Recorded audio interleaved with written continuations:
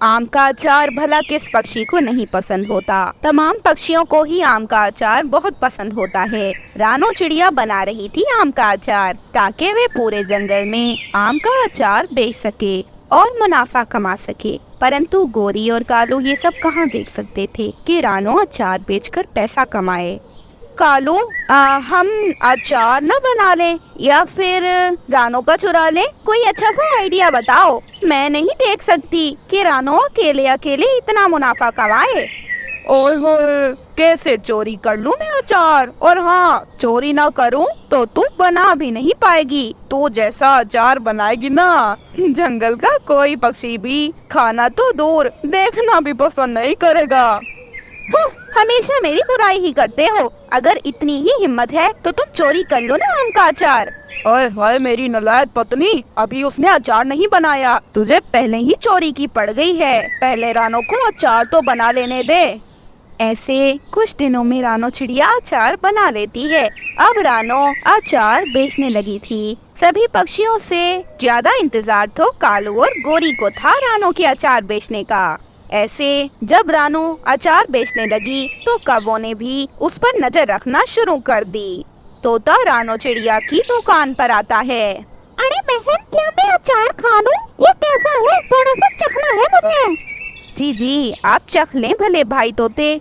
तोता अचार खाता है। अरे वाह वाह वाह, आज से पहले इतना स्वादिष्ट अचार मैंने कभी भी नहीं खाया। आप ऐसा करें कि मुझे पैक करके दे दे चिड़िया बहन। ऐसे तोता रानो से अचार लेकर चला जाता है। गोरी और कालू भी ये सब देख रहे थे। वो बहुत परेशान हो रहे थे। गोरी कभी कालू के कान में कहती है, ओए पागल कालू, अगर देख ले आज ना हमने इसका अचार चोरी किया तो 2-3 दिन में तो ये अचार ही खत्म हो जाएगा। देख रहा है ना कैसे पक्षियों की भीड़ लगी है, भीड़। चुप चुप, घर जाकर बात करते हैं। रात को चुरा लूंगा मैं, तुम फिक्र न करो।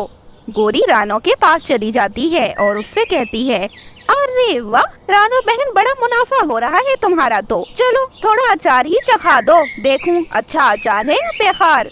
ऐसे गोरी अचार चखती है और अपने घर आ जाती है। उसे तो अचार बड़ा पसंद आया था। रात के समय रानो चिड़िया भी अपने घर आ गई थी। रानो चिड़िया बहुत खुश थी क्योंकि उसको बहुत ज्यादा मुनाफा हुआ था। वह तो खुश थी परंतु उसके बच्चे तो उससे भी ज्यादा खुश थे क्योंकि अब बच्चों के लिए भी रानो आज बहुत सारी चीजें लेकर आई थी। अगर ऐसा ही मुनाफा होता रहा ना मम्मा, तो हम अपना अच्छा सा घर भी बना लेंगे। हाँ हाँ मेरी बेटी, हम अपना प्यारा सा घर भी बना लेंगे। आप देखना कि दिन ब दिन हमारा कितना मुनाफा होता है। ऐसे वे सब सो जाते हैं। आधी रात को गोरी और कालू भी रानो के घर आ जाते हैं। सब सोए हुए थे।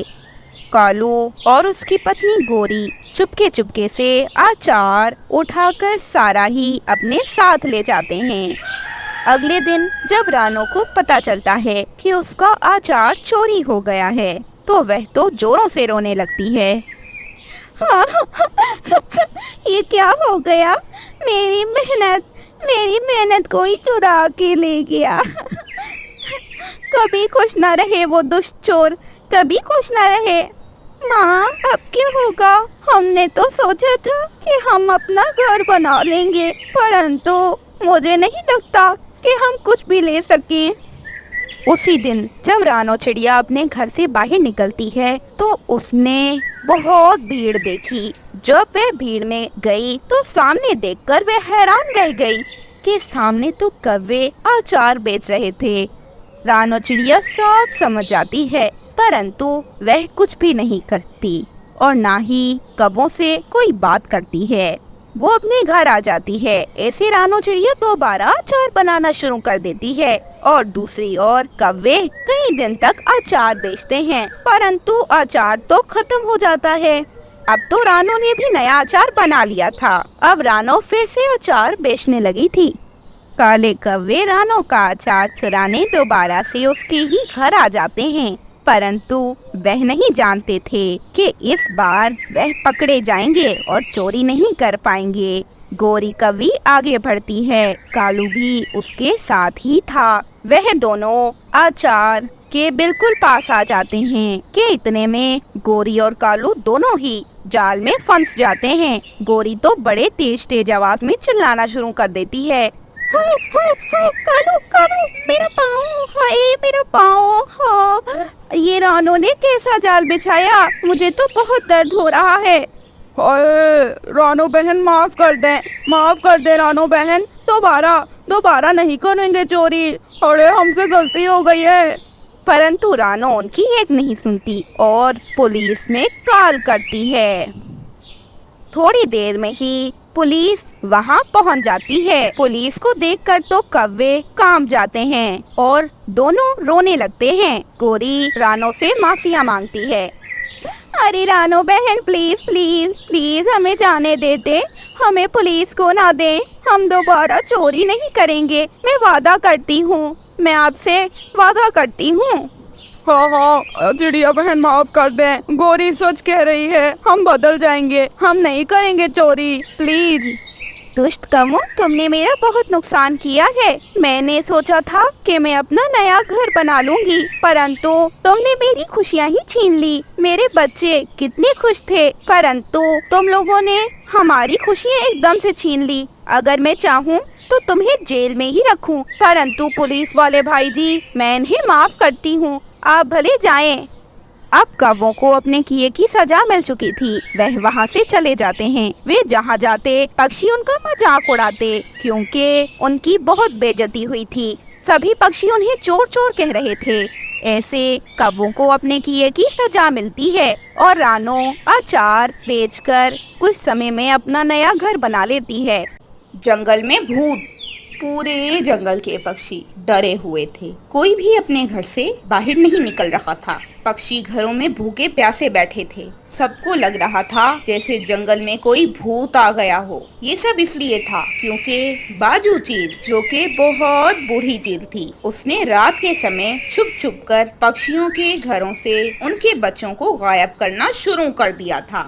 अब पक्षियों को तो लग रहा था कि ये कोई भूत है, क्योंकि जब भी किसी के घर बाजू चील उसका बच्चा चुराने आती तो अपने ऊपर सफेद कपड़ा डाल देती ताकि सबको लगे कि कोई भूत आया है।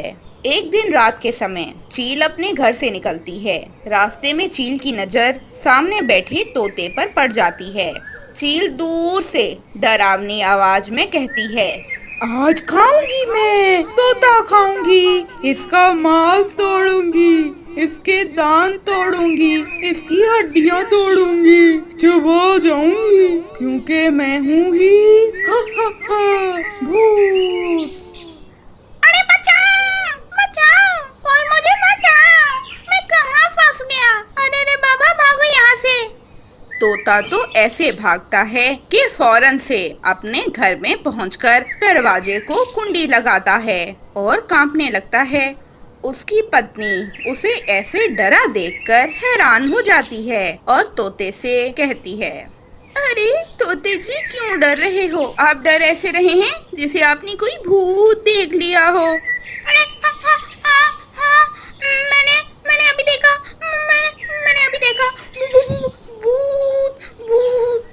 अरे भूत? अगर आपने भूत देख लिया था तो किसी और के घर में चले जाते, हमारे घर का रास्ता क्यों दिखा दिया आपने भूत को?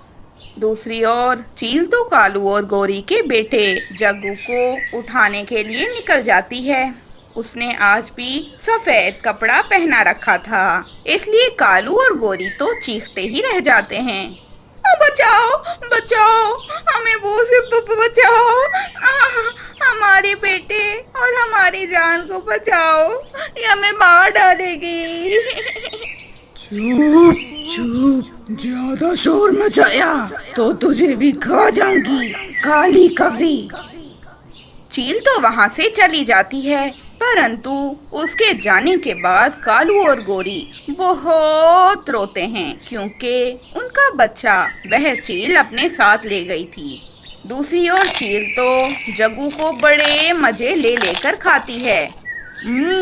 मजा आया, भूत बनने में बहुत मजा आया। किसी को नहीं पता कि कोई भूत नहीं है, मैं ही सबको डराती हूँ। ऐसे ही मैं अपना पेट भरती रहूंगी। एक दिन चील गलती करके रानो चिड़िया के घर पर चली जाती है। रानो चिड़िया भी भूत को देखकर बहुत डर जाती है। भूत तो रानो चिड़िया की बेटी गुड़िया और कुकू दोनों को ही पकड़ लेता है। भूत! नहीं नहीं, मेरे बच्चों को कुछ ना करना, मैं तुम्हें छोड़ूंगी नहीं। रानो चिड़िया चिल्लाती हुई पास में पड़ा डंडा उठा लेती है और चील के सर में दे मारती है। वह इतना मारती है कि चील तो बेहोश हो जाती है। लाइट खोलने पर रानो चिड़िया को पता चलता है कि वह तो एक चील है। फिर वह सारी बात समझ जाती है और वह फौरन से मिट्ठू महाराज के पास जाती है और फौरन से उन्हें सारी बात बताती है। मिट्ठू महाराज रानो की बहादुरी को देखकर बहुत खुश होते हैं। वो अपने सैनिक भेजते हैं ताकि चील को पकड़ सकें। उसके बाद मिट्ठू महाराज रानो चिड़िया को और उसके बच्चों को बुलाते हैं। अरे रानो, तुम बहुत बहादुर हो। तुम्हारे कारण ही आज बाकी पक्षी और हमारी जान बच पाई है। मैं खुद बहुत परेशान था क्योंकि हम तो साधारण पक्षी हैं। हम किसी भूत का मुकाबला कैसे कर सकते हैं, परंतु तुम्हारी वजह से ये सच सामने आ गया कि कोई भूत था ही नहीं। हम ऐसे ही डर रहे थे। काश काश हमारे जंगल के बाकी सब पक्षी भी तुम्हारी तरह बहादुर बन जाएं। चील को भी सामने पिंजरे में का हाल था और जब उसने अपने बेटे को देखा तब जाकर उसे सुकून आया। तो दोस्तों, कैसी लगी आपको हमारी आज की ये बारिश वाली कहानी? अगर आपको ये कहानी अच्छी लगी है तो इस कहानी को लाइक कर दें और हाँ, हमारे चैनल को सब्सक्राइब करना बिल्कुल ना भूलिएगा। आपका बहुत बहुत धन्यवाद।